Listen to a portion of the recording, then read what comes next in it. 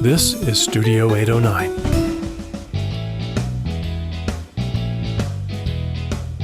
Hi, everybody. Welcome to the Outdoors with Hiking Bob podcast. I am your host, Hiking Bob Falcone, and you can find out everything you want to know about me and what I'm doing and where I'm at and all that other kind of good stuff by going to my website, hikingbob.com, which has links to my social media, my columns at the Colorado Springs Independent, still on hold, the other podcasts we've done, my photography website, and you can also leave me an email or sign up for my email list and leave me a message. Let me know what you want to hear or a guest you might want to hear on the podcast, and we'll do our best to make that happen. You can also become a supporter of the podcast at Patreon, patreon.com/hikingbob, and help support this podcast. And, not only does it pay the monthly bills that go with doing this podcast, but it pays for things like 2 new microphones that Kevin and I are using because we're doing this one on Zoom. And as we have found, the built-in microphones on your computers or your iPads are usually not very good. And we bought 2 clip-on microphones that just sound so much better. I did some comparisons. So, people at Patreon help support that stuff. And in return, you can be rewarded. And we are doing some Patreon supporter-only events. So keep an eye out for that. And like I said, also sign up for my newsletter, all kinds of good information there. Joining me today is my co-host, Kevin Wild Westendorf. Hey everyone, it's Kevin Wild Westendorf here, and you can find me on Facebook and Instagram at Wild Westendorf. And you can also find me on my website, which is www.wildwestendorf.com. And it feels great to be back after a little bit of a break. Yeah, we've had a lot of interviews, which has been great. I think we've had some really great guests. We're from the Forest Service and the Incline Friends, and just some really great guests. We have some more interviews coming up in the next month. So there's going to be a lot of those there. I think we've had some really great guests and some really good information with those interviews. So I look forward to that. But always good to have you back on here, Kevin, and see how you're doing and see what you're up to. As anybody who listens or follows me on social media knows, we're down in Phoenix on our usual extended spring vacation, me, my wife, and the dog Cole. And it's time for us to come home. By the time you hear this, we'll be back in Colorado Springs. We're recording this on Sunday evening. And as of about an hour ago, when I was coming back from a hike, it was 104 degrees outside. So obviously I was hiking by myself. Cole was not with me. His limit's about 85. And in Scottsdale, you can get a ticket if you're out hiking with your dog when it's above 95. And in Phoenix, you can get a ticket if you're out hiking with your dog when it's above 100. And actually, they even tell you when it's above 105 that nobody should be out there. It was an interesting day. I was out hiking. I only did about 3.25 miles. I was actually looking for some stuff to photograph. But there was just enough of a thin layer of clouds and enough of a breeze that it didn't feel oppressive, like it was a completely sunny day, which does not mean it didn't feel like it was hot. It was 105, 104. It felt like every bit of it, but I was well hydrated, felt fine, did okay, but definitely not time for the dog. And that's the biggest thing for us to come back, besides I want to come home, is that, when the weather gets so hot that Cole can't go out there, and we have a postage stamp size yard at our place down here, and I use yard because it's 95% paved, concrete, that it's really a misnomer even calling it a yard. And he needs his big backyard. So after a while, when he can't go hiking with me, doesn't have a backyard to run in, he gets a little itchy. So time to come home and put another year of extended spring in Arizona behind us. So we'll be back there pretty soon. But it's been a great time. We've had I've traveled back and forth. I left here, went back and forth to Colorado Springs 3 times while I was here for very short, 24-hour visits. One was a couple of days. Went to Big Bend National Park for my trip there. We talked about that on an earlier podcast. So I've been doing a lot of traveling in the area, seeing more sites and visiting more places and hiking in more spots and taking pictures at different places. So it's been a great trip, but it's going to be good to be back home in Colorado Springs. And I'm just seeing you and all the friends down there, except via pictures and selfies and Zoom meetings. So it'd be nice to catch up with everybody and see what's going on down there, up there. Kevin, how are you doing? What's the latest with you?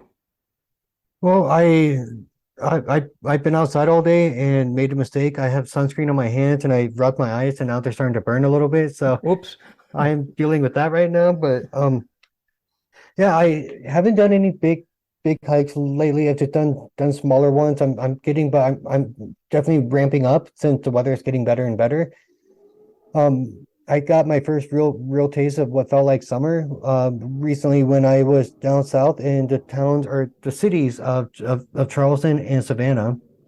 And I had planned to do some hiking outside of those cities, but I didn't realize my time would be so packed because we just did a bunch of tours the entire time, and it was so much fun. Both cities have a massive amount of history, and as you know about the history of the South, a lot of that history is not great, but it's really fascinating. And I use that term in a sense of like just you learn so much by actually being there instead of reading an article on Wikipedia and seeing historical sites where major things happened. And like we did a trip to where we had to get on a giant boat and go to Fort Sumter, which is a national monument, which is where the Civil War started. It comes with a heavy feeling knowing that you're standing somewhere where, I know things are crazy now in the United States, but when you're standing on the grounds of Fort Sumter, which is a small island, and realizing like, oh, but things were way worse then, where we had an actual war between like one half of the country against the other half. And also, I forget how much it's not that I thought people weren't smart back then. But I forget like, yeah, even in the 1800s, they could build these impressive structures back then. Like you didn't need tractors and all this other stuff like we do now, but they were very smart in being able to build these massive structures and even in the cities. I mean, I walked into churches that were older than the United States, and it was just a lot of fun. And this might come as a shock, this might be a little offensive to Bob and our listeners, but it was kind of nice to do a vacation that wasn't focused on hiking, actually. I actually understand exactly what you're saying. I completely agree. That's hard for me to do, but I have done some vacations where it's like, I'm going to sit under an umbrella on a beach with a drink with an umbrella in it, and have somebody come by and refill that every once in a while. And I'm not going anywhere. And those are very nice vacations to go on. Yeah, because I can't remember the last time I went on a vacation where I didn't hike, and this was the first one in forever. And it's just I coming back, I was like, that was actually really nice. It's just relax and not have to worry about the logistics and tracking miles and like, okay, I got to read reviews on which hike is better, blah blah blah. So yeah, it was very refreshing. And I've got to say, so Fort Sumter is outside of the city of Charleston, and the city of Savannah was the first planned city of the South. So the entire downtown area and the areas around it are just a perfect grid pattern. And speaking of the outdoors, what was really nice is every few blocks or so there would be what's called a square, and it's not something I'm familiar with over here in the West, but it's essentially a one square block size park. Not really with the playground or anything, but it's space, it's green space. So there would just be like a 2 or 3 blocks of buildings, and then you have this square block of just green space with these huge old trees, grass and benches everywhere. It was really nice way to kind of break up the cement jungle of the city, and just kind of like, oh man, it'd be nice if I'm doing shopping or if I'm working downtown or something, it'd be nice to just cross the street or two and then sit on a bench at a park and have lunch or something. I mean, it's really nice. And also what's considered the Central Park of the South is in downtown Savannah, and it's a huge park. It's called Forsyth Park, and it's massive. I mean, it's the biggest park that I've been to in terms of a city park, in terms of, just a flat area of grass. I mean, it's not as large as North Shining Canyon Park here in the Springs, but it's more of a traditional city within the city park. Yeah, it's just gorgeous and it's huge, and like it was great to see so many folks out there enjoying being outside, and the weather was great. It was in the high 70s and low 80s the entire time. So it was definitely a shock to come back to the Springs and it's freezing. It was like in the 30s, I think, when we got off the plane. And of course, I didn't think ahead and I was wearing shorts. So yeah, I was freezing. Oops. Yeah. But yeah, it was so much fun to go out and have a vacation that was more focused on just being a tourist and learning about the history and stuff, because while there's a ton of history in the West, the history in the South is very, very different, and it's much deeper. It's much older parts of the country. So yeah, it was just fun. It was really, really nice. Cool. Well, I'm glad you had a good time down there. The South is not a place I have spent much of any time at all. I've been to Florida a few times, and for Hurricane Katrina, me and my partner at the fire department, the Pueblo Fire Department, were part of a FEMA team. We went to Atlanta, spent a couple of days there, then we ended up in southern Mississippi. So we got to see Jackson, Mississippi, and the Gulf Coast a little bit. But that was right after a natural disaster, and Oh yeah. we were helping. We were helping take care of things. I wouldn't call it a sightseeing trip by any stretch of the imagination. So I haven't seen much of the South, and I would love to get down there and visit the South and see some of those historical places you're talking about. You talk about history, and it's not always great history, but even, I guess what you could say, bad history is still history you need to know. Yeah. It still has an impact on why things are the way they are. So and I don't want to get too off topic here, but when there was talk about tearing down statues and monuments, it's like, we need to have that stuff someplace, because people need to have some reminder of how we got to where we're at. And context is everything, but those things should still be around for somebody to see them so they can understand the history of things and how they got there. I'm glad you got to see that, and sound like you had a great time. I know last time we talked, you still had some things, you weren't really had anything planned for the summer yet. Have you finalized any plans yet, or are you still flying by the seat of your pants? I'm still flying by the seat of my pants, but I am definitely doing a trip to northern New Mexico. I believe I mentioned on the podcast in the past how I did a trip to southern New Mexico back in 2021 for Memorial Day weekend, and I had a blast. But driving through the northern part of the state, I was kind of like, oh yeah, there's also a ton of stuff over here too. And so it's been on my mind that I want to come back and really explore that area and the mountains up there, because they're much more Colorado-like in terms of forest and all that, where in the southern part of New Mexico is very desert. Right. I mean, it's still high alpine desert, it's what it's classified, but you know what I mean. A desert is still a desert. Yeah. And plus, there's stuff that I want to do in Santa Fe and Taos, where for the most part, when I've driven through those towns and I'll stop for a meal, but I've never actually really spent time in those towns. So I'd love to do that, because I've spent a lot of time in Albuquerque, and I think that's a very underrated city. I think it's a wonderful place to visit, but the other parts, though, I just haven't really spent time in. So yeah, I plan to do that. The parts of it that I've seen, especially when I stopped in Bandelier National Monument, I had so much fun there, and there's just so much more of that there. So I just want to see all of that. I'll probably be aiming for a trip there in July or August. So it's going to be hot, but yeah, because I do have a trip planned to Mesa, Arizona in September. So I had to space my trips apart because of work and all that. But yeah, that's the plan for now. Cool. Sounds like it'd be a good time. I don't have anything planned other than my trip. We've talked about this before, in July to Teddy Roosevelt National Park up in North Dakota is the only thing I really have planned. I need to get off my butt and plan a couple of camping trips and stuff like that. Well, great. Well, I'm glad you had a good time in the South, and your trip in northern New Mexico sounds like fun. I don't know how you have your trip routed, but you may want to head up through Chala, New Mexico, which is right, about 10 miles south of the Colorado border. There's a lot of nice hiking to do right around the border there. I've written a number of articles in the Independent about hiking up there, and there's some really nice hiking trails if you spend some time in Chama, or maybe just on the other side in Antonito. Maybe a little difficult to do in the summer, but if you get a chance to stop through there, the Continental Divide Trail runs through there, and there's different Oh, places yeah. you could pick it up, and you could hike certain sections of it. So if you have time, maybe loop down I-25 and come back up Highway 17, back up that way might be a cool trip for you to take. But let me know, and I'll give you some of my secret hikes up there. Yeah, thank you.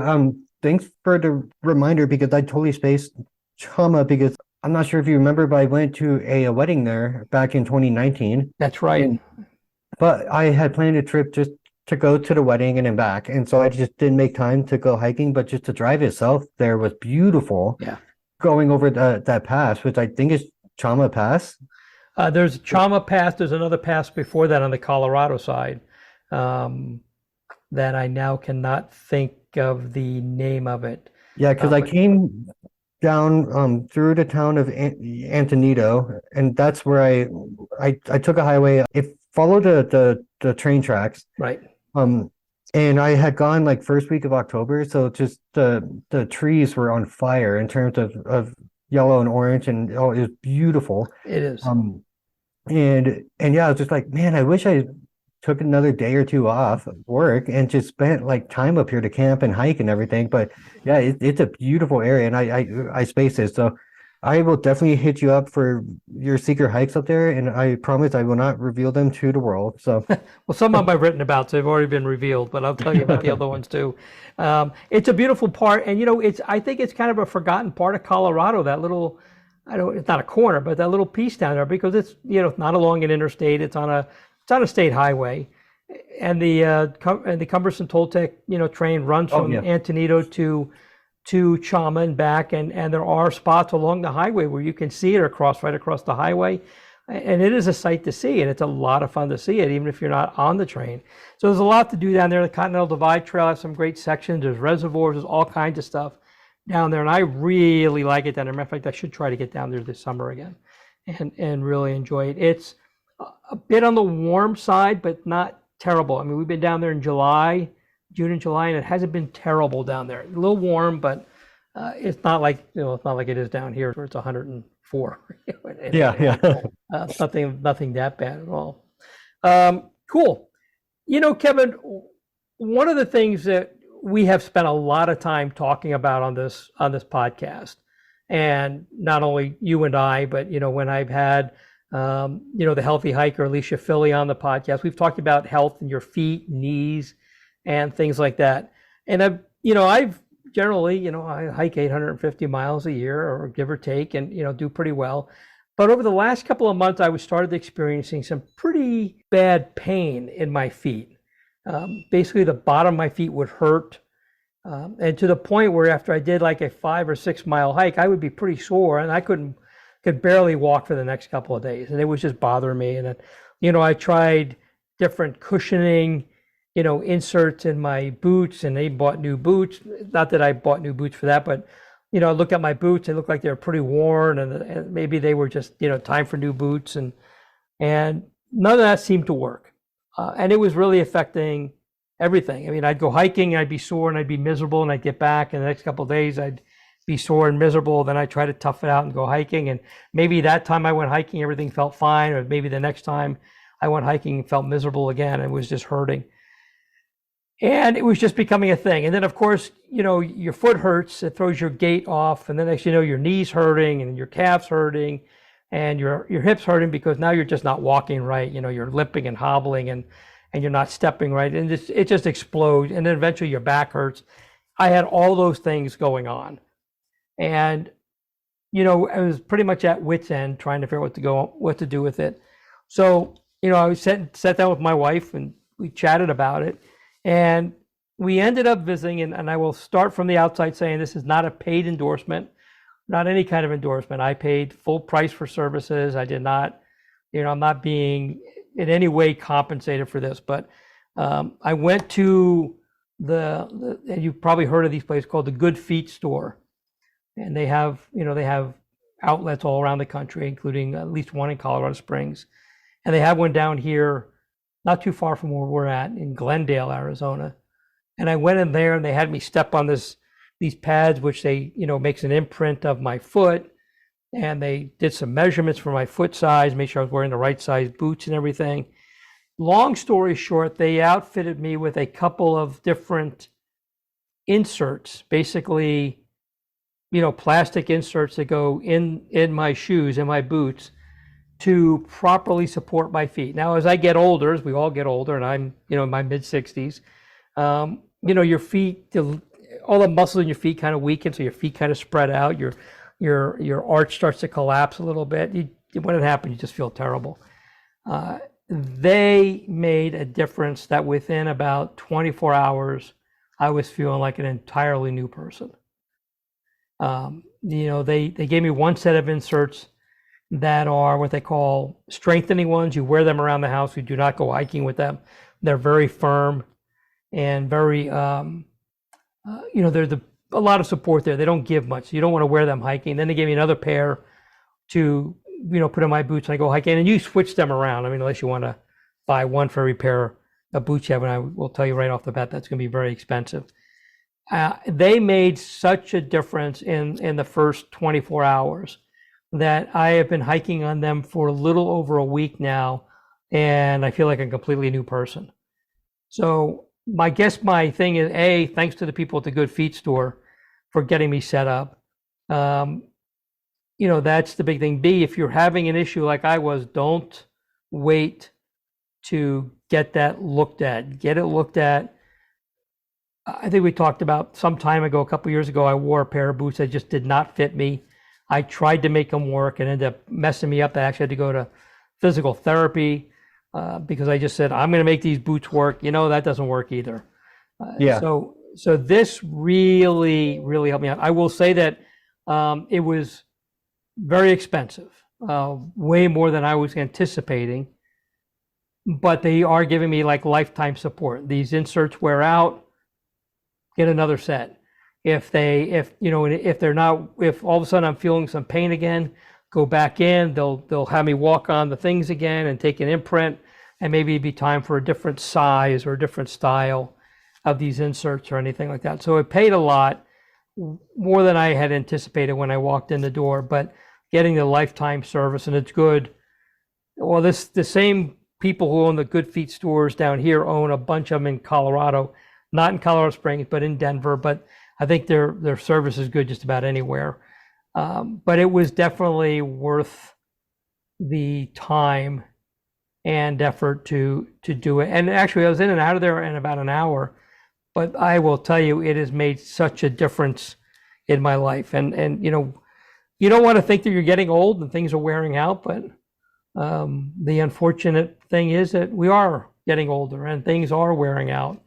And for me, it's a long history of my knees giving me problems. They've been okay so far, but now it's my feet, for crying out loud. My feet have betrayed me and making me feel. But on the other hand, these inserts, which I've switched them around in different pairs of boots because I have several different pairs. No matter what pair they're in, they work, and they're giving me the proper support. So my message is just, if you have an issue, and you don't have to go to the same people I did, you can go to somebody else.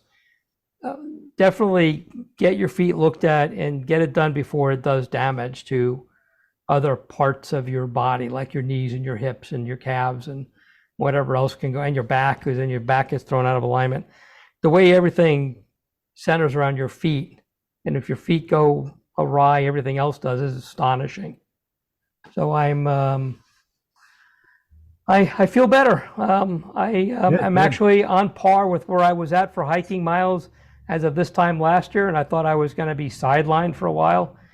Still some getting used to with these things. They don't feel uncomfortable, but they feel different. With these inserts in my boots, they feel different, but I'm not in pain, which is a huge positive. Yeah, I definitely learned about how important footwear is twice. When I was younger in high school, and I was on cross country and track teams, and I actually dealt with an injury where I was wearing shoes that were a little too worn out, and what had happened is it caused my feet to kind of start running at a certain tilted angle. Because of the worn out side was starting to I was starting to put more pressure onto the worn out side. And it actually caused what's called micro tears and the muscle in my knees. Um, and it's just so you're not tearing a ligament or anything, but it's just your muscles are getting much more stressed. And so I had to take a lot of time off to let them heal and then just like be much more aware of getting new shoes and such. And um and then when I first started getting into hiking, which this summer is the 10-year anniversary of that, um I can't believe it's been a decade since I went on that hike with you and I was dying and I was miserable. I was like, but this is pretty. I kind of want to do this more often. It's been But 10 years. yeah, it's wild. And Now I really feel old. and I've definitely learned that there's definitely a when I started getting into hiking, I just got a pair of boots at the thrift store, and it was a pair of LL Bean boots and stuff. So I was like, that's a name brand that I know, and not realizing that getting a pair of used hiking boots, while that might be a good way to start out, maybe, but they're worn and they've been broken in by someone else's feet, so it's not going to quite be tuned to my feet. And for the longest time, I thought I was just like, man, if I do a hike more than 6 miles, my feet and legs are killing me. So I just thought that was my limit.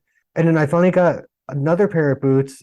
I'm forgetting the brand name, but it's like a cheap brand for boots. It's high tech. And I noticed like I got a pair of high tech boots. I think they were $60 for a pair, and but they actually fit my feet much better. And then I started doing longer and longer hikes, and my legs and feet weren't killing me. And it got even better when I finally started to get into the more expensive professional, quote unquote, brands for boots. Which is why I swear by Merrell. Because I hiked the Grand Canyon in those, and they did me extremely well. So I did have to toss that pair after the Grand Canyon because of all the blisters I got on my feet. And stuff happens with blisters, and I was like, I'm not going to worry about trying to clean these boots and stuff. So I just got a new pair after that. Uh, it's an interesting thing because my feet have been consistently rebelling against me. I was out hiking, and we have a lot of cactus here in the desert, and Yeah. I came home and I felt this sharp jab in my foot, and had my wife look at it, and sure enough, a cactus needle had actually gone through the leather of my boot and was embedded in my foot, the bottom of my foot, just a little tiny sliver, like if you had like a little splinter in your foot. So that was bothering me. And I somehow, because I had whatever I did wrong, had my socks bundled up. I now have blisters on the back of both of my ankles, No. both, right above the heel. So I have blisters behind there, but we're taking care of that. We found these great blister bandages, not moleskin. I've never thought moleskin was very effective, but these great blister bandages that are padded. They're very, very sticky and go on there. And I was hiking today and minimal amount of discomfort. So, you got to take care of your feet. That's everything. You stand on those and you got to take care of them. And I've learned the hard way, although I've been, pretty lucky. They have not been an issue for me for a very long time, but, now it was time for them to tell me who's boss, and apparently it wasn't me. It was my feet. So if everybody out there, the whole point of this is, if you feel like there's something wrong, don't try to push through it. Especially if it persists. Maybe one hike you think, oh, maybe I just, didn't get my shoes on right. Maybe I'm just stepping wrong. But if it persists, definitely get somebody who knows what they're doing to look at you and get you straightened out before things get worse and you end up with more problems.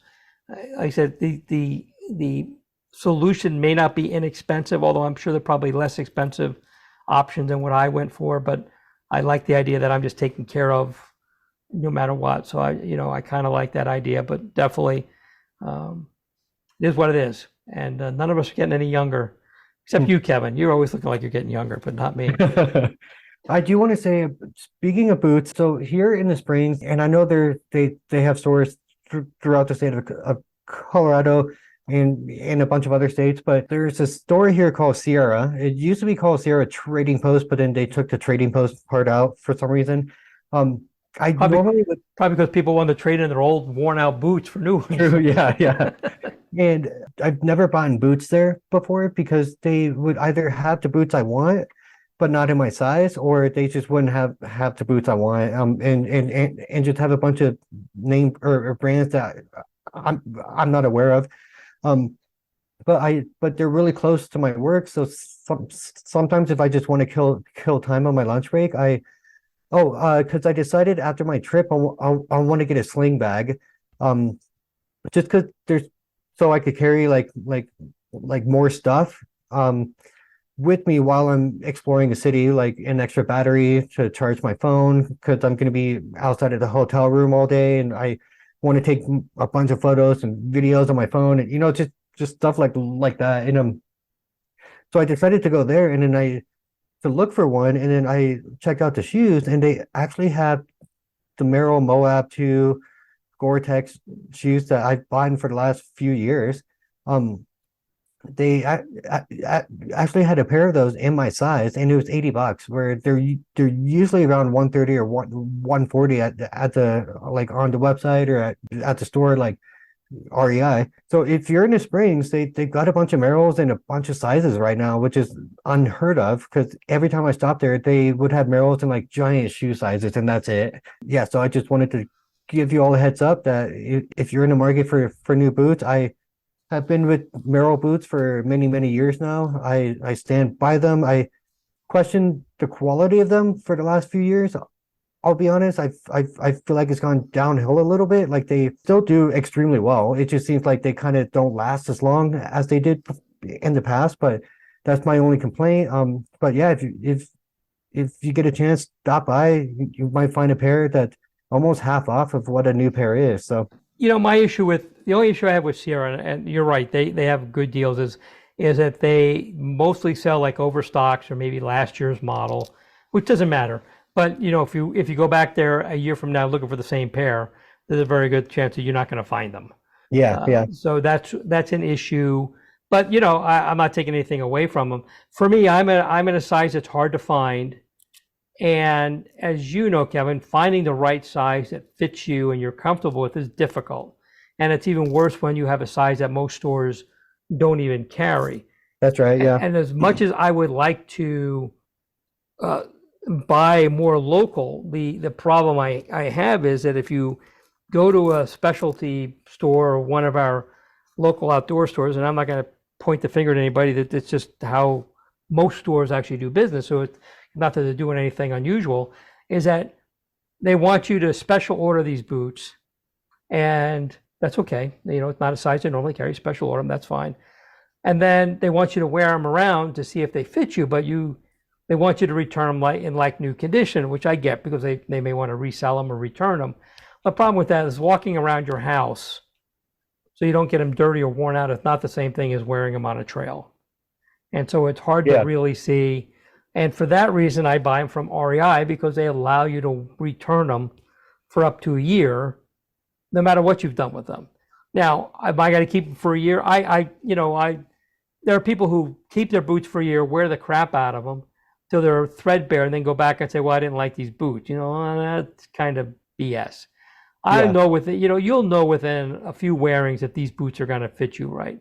So anytime I've ever returned boots to REI, they may have been used outside, but trust me, they were in really great shape, and whoever bought them after me got boots that were not really excessively worn and didn't look like they'd been worn around. But so for me, I usually end up going to REI. Now there are some boots, and I had this experience with Sierra, that once you've tried them and you know that brand and model, you can just order them in that size and you know what you're going to get.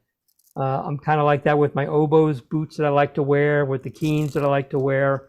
I know what size fits me, and they generally I put them on and I'm done. And, they fit me perfectly. But if you're trying something new, a brand or a size you haven't tried before, you really need to have a chance to wear them around and try them out. But it's amazing the difference it made for me and how fast things turned around when I got these inserts and got my feet where they were supposed to be. I'm pretty shocked at how well that worked out. You're totally right about Sierra, how it's not consistent. So which I just lucked out that they happen to have that pair of boots, because I usually go to REI, I prefer to shop there, especially like you mentioned, I love their return policy. I'm totally on the same page as you. Cool. Cool. Well, a couple other things, Kevin, I wanted to talk about real quick. One, and I just mentioned this real quickly, I was honored to be selected as the Colorado Springs Parks Department Volunteer of the Year. And I got a very nice shadow box, and I'll have to show it to you, Kevin, next time we get together. You'd be amazed at the detail that went into creating this. I mean, even to the point where, like, on the park bench, they have a pair of boots with a camera, looks like my camera, with a pair of sunglasses in there that look just like the sunglasses I wear, and with a cell phone in there with social media on it. It was extremely well done. They did a very nice job putting this together for me. I was very impressed with it and very honored to get that. So that happened a week or so, a couple weeks ago, and I posted on my social media. So people on social media have seen it, but it was really a nice thing to get that. A couple other things coming up that may be interesting for people is that the Pikes Peak Highway will be holding several early openings through the summer, starting with Mother's Day, where they will open the highway at 4:30 in the morning, which is way earlier than normal, which allows you to get up on Pikes Peak before sunrise. So they're doing it in May, June, July, and August. It's a pretty cool opportunity, but there's a couple caveats. You have to purchase your ticket for that in advance. You cannot just roll up to the gate at 4:30 in the morning and get a ticket. You're going to have to buy your ticket in advance. It's a timed entry kind of thing. So unless you do it in advance, you're not going to get up there. And I think that's really the biggest caveat to that, is you just have to purchase your ticket in advance. Anybody who is subscribed to my newsletter would have gotten this information in the newsletter that went out last week. And I will include some links in the show notes, and we post them on here, but you want to check that out and really just take a look at it. I think it's a pretty cool opportunity, especially if you want to see the sunrise from the top of Pikes Peak, which is a pretty incredible sight to see. Or there's some trails down there, you'd like to see them before the sun rises. So check those out and look at that. Anybody listens to this podcast or follows me on social media or talks to Kevin and I knows that probably our favorite trail maps is Pocket Pals trail maps. They probably make the best trail maps for the Pikes Peak region. Very well, they're small, they're very easy to read, very well researched. Anyway, they're having a sale right now, 15% off your entire order when you order online through their website using the discount code SPRING2023, all one thing. Expires May 15th, and that you can get at their website, which is pptrailmaps.com. So check out our friends at Pocket Pals Trail Maps, and it's a good time to stock up on maps for them. They're always a good bunch of people. Also in my newsletter, and if you can find a link to that on my social media, there's a new feature in Google Maps, which when you go to a national park in Google Maps, you can now download a national park map directly from Google Maps. Oh, that's cool. It's not available for all national parks yet, most of the more popular ones, but they apparently will spread that out through the course of the next year or so. Actually, I think shorter than that, probably by this summer. But check out that feature. There's a link to the story or the news release from Google in my newsletter this week. So check out that. I think that's a pretty cool feature to have. So that's also available there. So I think that's a pretty cool feature and a pretty neat, collaboration between Google and the National Park Service. So that's also available there. And I think that's great for a lot of folks who aren't as outdoorsy as we are.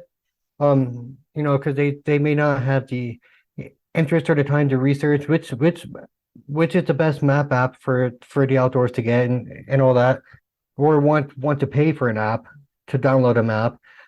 So yeah, I think that's a fantastic idea. I had no idea about that. I didn't know either till a friend of mine alerted me to it, and I did some research and found it, and it's a heck of a good thing. If somehow, that announcement got pretty well hidden, but it's out there, so it's a pretty good feature. So with that, Kevin, unless you've got anything, I think we've taken up enough of everybody's time. I think we'll say goodbye to everybody.